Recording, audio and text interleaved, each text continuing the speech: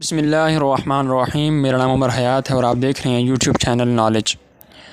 غزوہ بدر وہ پہلی جنگ تھی جو مسلمانوں نے کفار مکہ کے خلاف لڑی تھی۔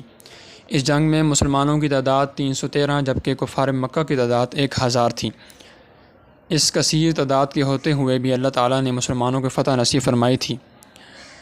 بدر کا نام قرآن مجید کے سورہ آل عمران کی آیت نمبر 123 میں واضح طور پر آیا ہے، جبکہ اس کے دوسرے نام یوم الفرقان اور بدر الکبریٰ بھی تاریخ کا ایک حصہ ہیں۔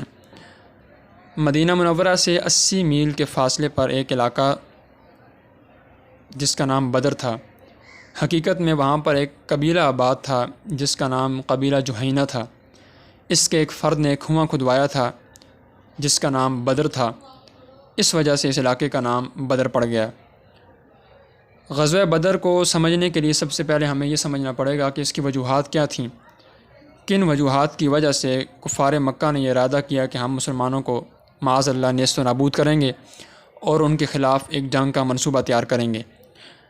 سب سے پہلی وجہ تھی کہ عبداللہ بن جاش رضی اللہ تعالیٰ عنہ کو حضور نبی کرم صلی اللہ علیہ وآلہ وسلم نے چند افراد کے ساتھ نخلہ کے مقام پر روانہ کیا اور حکم دیا کہ تم نے وہاں پر جا کر یہ میرا خط جو نبی علیہ السلام نے ان کو دیا تھا وہاں جا کر کھولنا ہے۔ 2 دن کے بعد جب یہ وہاں پہنچے تو انہوں نے خط کھولا تو خط میں لکھا تھا کہ مجھے نخلہ کے مقام پر کفار مکہ کے حرکات و سکنات کی خبر دو۔ جب یہ وہاں پر پہنچے تو وہاں پر کفار مکہ کے کچھ افراد موجود تھے۔ انہوں نے ان پر حملہ کیا اور حملہ کرنے کے بعد ان کا ایک بندہ عمر بن خزرمی مارا گیا اور 2 افراد گرفتار ہوئے اور ساتھ کچھ مال غنیمت بھی حاصل ہوا۔ جب یہ مال غنیمت لے کر واپس پہنچے مدینہ منورہ تو نبی کریم صلی اللہ علیہ وآلہ وسلم نے سخت ناراضگی کا اظہار فرمایا کہ تم نے حملہ کیوں کیا جبکہ میں نے حکم نہیں دیا تھا۔ قریش مکہ کا ایک بندہ جو عمر بن خزرمی مارا گیا، اس کے قتل کے بعد قریش مکہ نے اصل وجہ بنائی کہ ہم مسلمانوں کے خلاف ایک جنگ کی تیاری کریں گے۔ اس کے بعد دوسری وجہ یہ تھی کہ ہجرت مدینہ کے بعد مسلمانوں کو یہ آزادی تھی کہ وہ اپنے دین کی تبلیغ آسانی سے کر سکتے تھے۔ یہ خوف کفار مکہ کے اندر پیدا ہوا کہ ہم نے مکہ کے اندر تو مسلمانوں کو روک لیا تھا، لیکن اگر مدینہ میں وہ اگر رہے آزادی سے تبلیغ کرتے رہے تو ایک وقت آئے گا کہ یہ پورے عرب کے اندر اپنا نام بنا لیں گے۔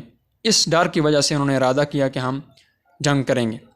تیسری وجہ یہ تھی کہ قریش مکہ کا ایک قافلہ جو ہر سال تجارتی غرض سے شام کی جانب جایا کرتا تھا اور اس قافلے کے اندر قریش مکہ کفار مکہ کے لوگ اپنا قیمتی سامان دے کر روانہ کرتے تھے اور یہ سامان ملک شام میں جا کر فروخت کیا جاتا تھا، اور اس سامان کے بیچنے کی وجہ سے قریش مکہ بہت بڑا ایک منافع حاصل کرتے تھے۔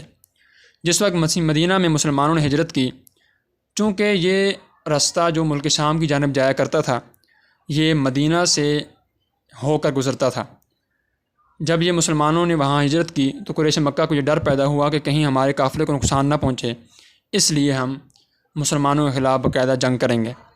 اس کے بعد ایک مرتبہ سعد بن معاذ رضی اللہ تعالیٰ عنہ مکہ گئے تو وہاں پر امیہ بن خلف سے ملاقات کی تو ابو جہل نے کہا کہ اے ابن معاذ، اگر تم یہاں امیہ سے ملنے نہ آتے تو میں تمہیں یقیناً قتل کر دیتا۔ تو ابن معاذ نے فرمایا کہ اگر تم مجھے قتل کرو گے تو ہم تمہارا وہ راستہ روک دیں گے جس سے تمہارا قافلہ گزرتا ہے۔